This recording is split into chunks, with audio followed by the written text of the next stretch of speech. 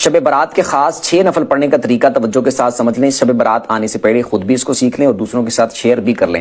15 شعبان کی رات، شب برات کی جو رات ہوگی، جو وہ رات جب سٹارٹ ہوگی تو اس رات آپ نے مغرب کے بعد 6 نفل پڑھنے ہیں 2 کر کے.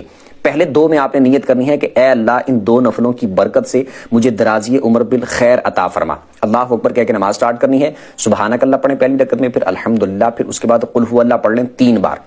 رکوع سجدے کر کے 1 رکعت، اس کے بعد دوسری رکعت میں آپ الحمدللہ پڑھیں، اس کے بعد پھر 3 بار قل ہو اللہ پڑھ لیں. رکوع سجدے کر کے التحیات پہ بیٹھ جائیں، التحیات پڑھ کے درود پڑھ کے دعا پڑھ کے سلام پھر کے 2 نفل پورے کریں، اور اس کے بعد پھر آپ نے 21 بار قل ہو اللہ پڑھنی ہے یا پھر 1 دفعہ سورہ یاسین پڑھ لیں. اس کے بعد پھر آپ نے 2 رکعتوں کے لیے کھڑے ہونا ہے. اس میں آپ نے نیت یہ کرنی ہے کہ اے اللہ ان 2 نفلوں کی برکت سے میری بلاؤں سے حفاظت فرما. اس کے بعد آپ نے اسی طرح سیم جس طرح پہلے میں نے بتایا 2 نفل پڑھنے ہیں سیم اسی طریقے کے مطابق.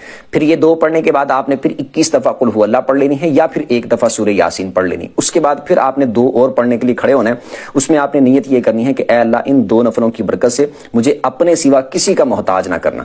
اللہ اکبر کہہ کے 2 نفلوں کو سٹارٹ کرنے، سیم اسی طریقے کے مطابق آپ نے 2 نفل پڑھنے ہیں. یہ مکمل کرنے کے بعد پھر آپ نے التحیات پہ بیٹھ جانا ہے.